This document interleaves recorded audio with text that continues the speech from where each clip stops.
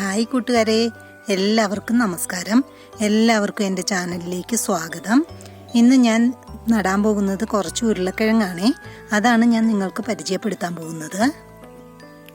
ഇതാണ് ഇന്ന് ഞാൻ നടാൻ പോകുന്ന ഉരുളക്കിഴങ്ങ്. ഇതിന് കുറേശ്ശെ മുള ആണ് വന്നിട്ടുള്ളൂ. സാധാരണ ഞാൻ ഇതിൽ കൂടുതൽ മുളയുള്ളതാണ് നടാറ്. ഇതിന്നിപ്പോൾ വീഡിയോ എടുക്കാൻ നേരത്തെ ഇത്രയും മുളയുള്ളത് എൻ്റെ കയ്യിലുണ്ടായിരുന്നുള്ളൂ. ഞാനിപ്പോൾ അതാണ് നടാൻ പോകുന്നത്. ഞാനിപ്പോൾ ഈ ചാക്കിലാണ് നടുന്നത്. ചാക്കിൽ ഞാൻ മണ്ണും എല്ലാം നിറച്ച് വച്ചിരിക്കുകയാണ്. അതെങ്ങനെയാണെന്ന് നേരത്തെ കാണുന്നവർക്ക് എല്ലാവർക്കും അറിയാം. പക്ഷെ ആവർത്തന വിരസത ഒഴിവാക്കാൻ വേണ്ടിയാണ് ഞാനിത് ആദ്യം തൊട്ട് നിറയ്ക്കുന്നത് കാണിക്കാതിരുന്നത്. നമ്മുടെ പുട്ടുണ്ടാക്കുന്നത് പോലെ പൊടിയും തേങ്ങയും മാറി മാറി ഇടുന്നത് പോലെ ഞാൻ കരിയിലയും മണ്ണും നിറച്ച് മാറി മാറി ഇട്ടിട്ടാണ് ഇത് നിറച്ച് വച്ചിരിക്കുന്നത്. ഉരുളക്കിഴങ്ങിൻ്റെ പ്രത്യേകത എന്താണെന്ന് വെച്ചിട്ടുണ്ടെങ്കിൽ അതിന് നമ്മൾ നല്ല ഇളക്കമുള്ള മണ്ണായിരിക്കണം. ഇതാണെങ്കിൽ നമ്മുടെ വീട്ടിൽ വാങ്ങിക്കൊണ്ടുവരുന്ന ഉരുളക്കിഴങ്ങ് മുളച്ചതാണ് ഞാൻ നടുന്നത്. എല്ലാവർക്കും ഇത് നട്ടു നോക്കാവുന്നതേ ഉള്ളൂ. പക്ഷേ വെറുതെ മണ്ണ് വാരിയിട്ട് ഉറച്ച മണ്ണായതുകൊണ്ടാണ് എല്ലാവരും നട്ടു നോക്കുമ്പോൾ അത് വളർന്നു വരാതിരിക്കുന്നത്. ഇപ്പോൾ ഞാനിത് കരിയിലേക്ക് ഇട്ട് നല്ല ഇളക്കമുള്ള മണ്ണിലാണ് നടാൻ പോകുന്നത്. എല്ലാം നിറച്ചു വച്ചിരിക്കുന്നുണ്ട്.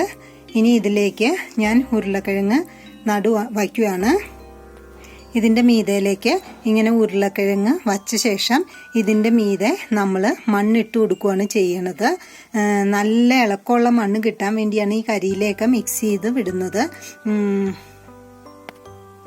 ഇപ്പോൾ ഞാൻ 4 ഉരുളക്കിഴങ്ങ് നട്ടിട്ടുണ്ട്. 4 ചാക്കിലാണ് നട്ടിരിക്കുന്നത്.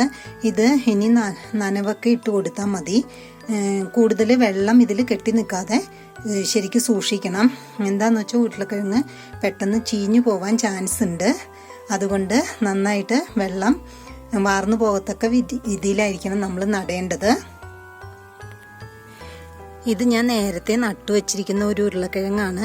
അത് കുറച്ച് പിടിച്ച് വന്നു കഴിയുമ്പോഴത്തേക്കും നമ്മൾ ഇതിനെ ഒന്ന് അമർത്തി കൊടുക്കണം. ഇതിപ്പോൾ അമർന്നിരിക്കുന്നത് കൊണ്ട് എനിക്കത് ചെയ്യണ്ട.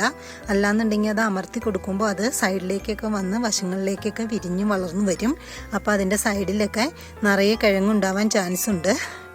അതുകൊണ്ട് ഇങ്ങനെ വച്ചിരിക്കുന്ന ഇതിൻ്റെ മുകളിലേക്ക് കുറച്ച് ചവറ് നമ്മൾ ഇട്ട് കൊടുക്കണം. ഇങ്ങനെ മീതെ കുറച്ച് ചവറിട്ടതിന് ശേഷം അതിൻ്റെ മീതേക്ക് കുറച്ച് മണ്ണിട്ട് കൊടുക്കണം. അങ്ങനെ ചെയ്താലാണ് ഉരുളക്കിഴങ്ങ് നന്നായിട്ട് ഉണ്ടായി വരിക. അപ്പോൾ അത് പടർന്നു വരുന്ന സ്ഥലത്തൊക്കെ നമുക്ക് കിഴങ്ങുണ്ടായി വരും.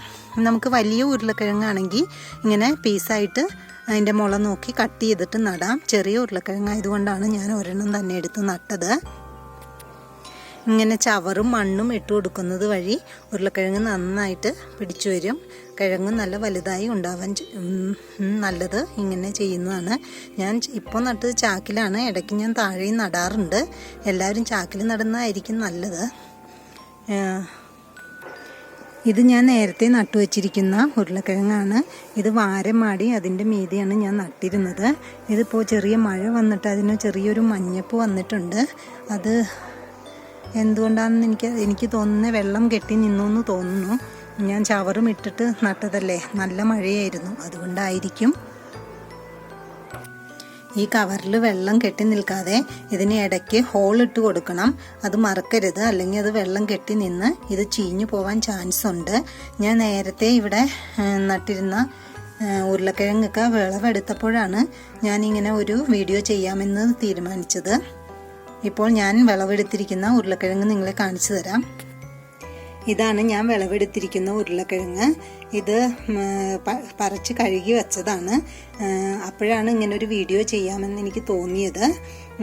ഞാനിങ്ങനെ ഓരോ കൃഷികളും ചെയ്തുകൊണ്ടേയിരിക്കും.